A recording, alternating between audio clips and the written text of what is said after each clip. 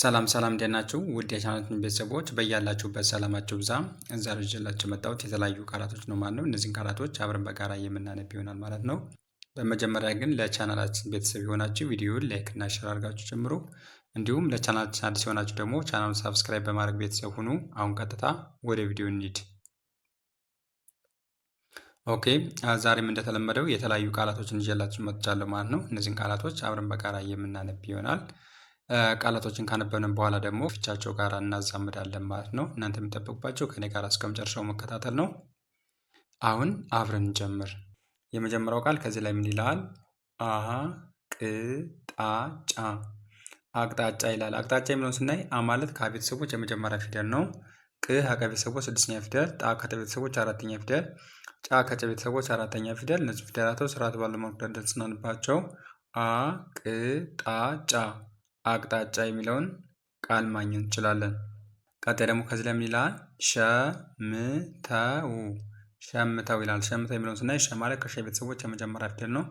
ም ከቤተሰቦች ስድስተኛ ፊደል፣ ተ ከተ ቤተሰቦች የመጀመሪያ ፊደል፣ ው ከቤተሰቦች ስድስተኛ ፊደል። እነዚህ ፊደላቶች ስርዓት ባለ መልኩ ደርድረን ስናነባቸው ሸምተው ሸምተው የሚለውን ቃል ማግኘት እንችላለን።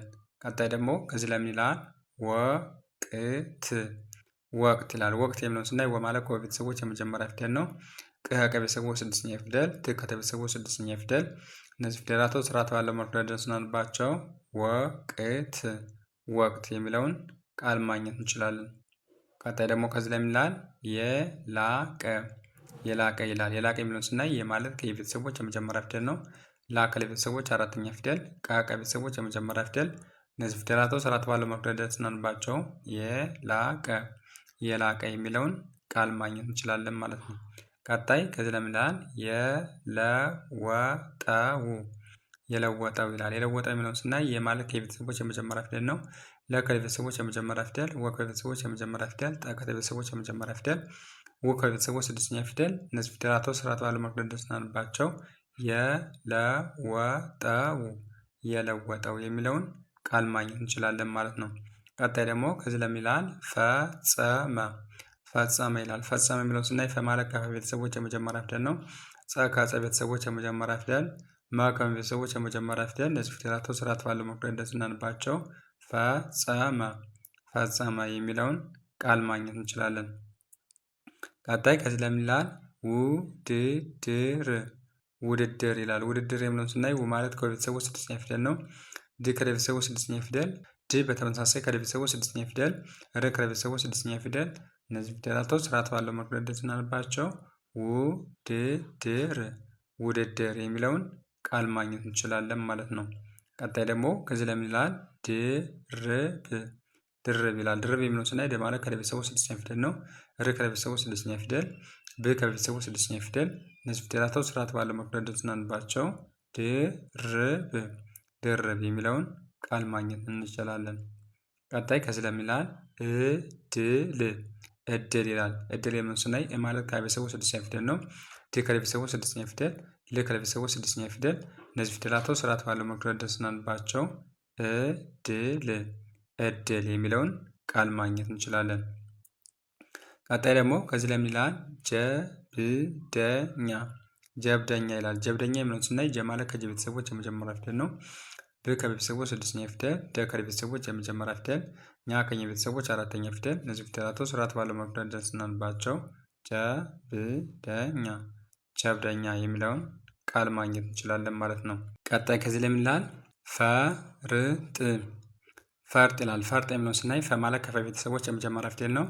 ር ከቤተሰቦች ስድስተኛ ፊደል፣ ጥ ከጠ ቤተሰቦች ስድስተኛ ፊደል።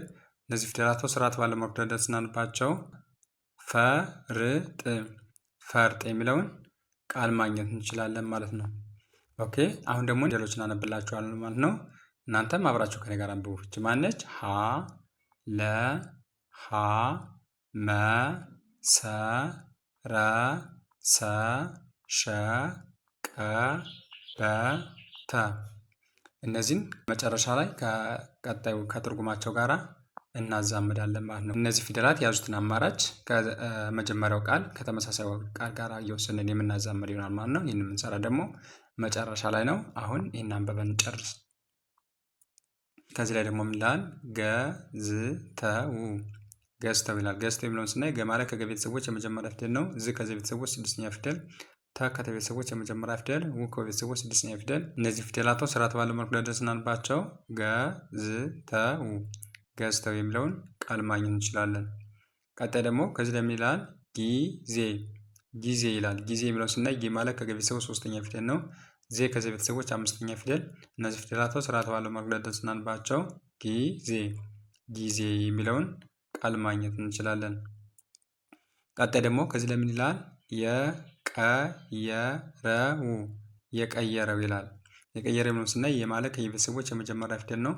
ቀ ከቀ ቤተሰቦች የመጀመሪያ ፊደል፣ የ ከየ ቤተሰቦች የመጀመሪያ ፊደል፣ ረ ከለ ቤተሰቦች የመጀመሪያ ፊደል፣ ው ከቤተሰቦች ስድስተኛ ፊደል። እነዚህ ፊደላቶች ስርዓት ባለው መልኩ ደስ እናንባቸው። የቀየረው የሚለውን ቃል ማግኘት እንችላለን። ቀጣይ ደግሞ ከዚህ ላይ ምን ይላል? መስመር ይላል። መስመር የሚለውን ስናይ መ ማለት ከቤተሰቦች የመጀመሪያ ፊደል ነው።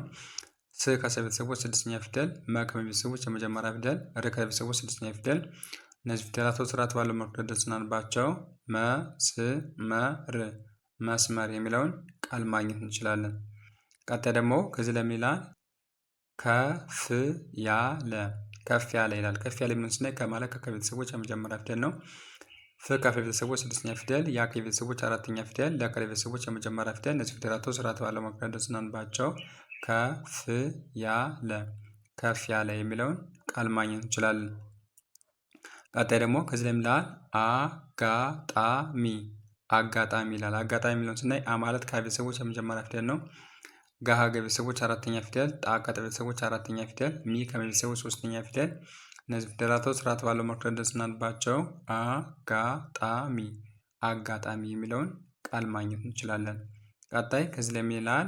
ጌጥ ይላል። ጌጥ የሚለውን ስናይ ጌ ማለት ከቤተሰቦች አምስተኛ ፊደል ነው። ጥ ከቤተሰቦች ስድስተኛ ፊደል። እነዚህ ፊደላቶች ስርዓት ባለው መልኩ ደስ እናንባቸው። ጌጥ የሚለውን ቃል ማግኘት እንችላለን። ቀጣይ ከዚህ ላይ ምን ይላል? ፉክክር ይላል። ፉ ማለት ከፈ ቤተሰቦች ሁለተኛ ፊደል ነው። ክ ከቤተሰቦች ስድስተኛ ፊደል፣ በተመሳሳይ ክ ከቤተሰቦች ስድስተኛ ፊደል፣ ር ከቤተሰቦች ስድስተኛ ፊደል። እነዚህ ፊደላቶች ስርዓት ባለው መልኩ ደስ እናንባቸው። ፉክክር የሚለውን ቃል ማግኘት እንችላለን። ቀጣይ ደግሞ ከዚህ ላይ ምን ይላል? ጀግና ይላል። ጀግና የሚለውን ስናይ ጀ ማለት ከጀ ቤተሰቦች የመጀመሪያ ፊደል ነው። ግ ከገ ቤተሰቦች ስድስተኛ ፊደል፣ ና ከነ ቤተሰቦች አራተኛ ፊደል። እነዚህ ፊደላቶች ስርዓት ባለው መልኩ ደስ እናንባቸው። ጀግና የሚለውን ቃል ማግኘት እንችላለን። ቀጣይ ከዚህ ላይ ምን ይላል? አከናወነ ይላል። አከናወነ የሚለውን ስናይ አ ማለት ከቤተሰቦች የመጀመሪያ ፊደል ነው። ከቤተሰቦች የመጀመሪያ ፊደል፣ ና ከቤተሰቦች አራተኛ ፊደል፣ ወ ከቤተሰቦች የመጀመሪያ ፊደል፣ ነ ከቤተሰቦች የመጀመሪያ ፊደል። እነዚህ ፊደላቶች ስርዓት ባለው መልኩ ደስ እናንባቸው። አከናወነ የሚለውን ቃል ማግኘት እንችላለን ማለት ነው። ቀጣይ ደግሞ ከዚህ ላይ ምን ይላል? እጥፍ ይላል። እጥፍ የሚለውን ስናይ ማለት ከቤተሰቦች ስድስተኛ ፊደል ነው። ጥ ከቤተሰቦች ስድስተኛ ፊደል፣ ፍን በተመሳሳይ ከቤተሰቦች ስድስተኛ ፊደል። እነዚህ ፊደላቶች ስርዓት ባለው መልኩ ደስ እናንባቸው። እጥፍ የሚለውን ቃል ማግኘት እንችላለን ማለት ነው። ኦኬ እንደዚህ አድርጋችሁ አንብባችሁ ከጨረሳችሁ በኋላ ደግሞ እነዚህ ከተመሳሳይ ትርጉማቸው ጋር ታዛምዳላችሁ ማለት ነው ከፍቻቸው ጋራ።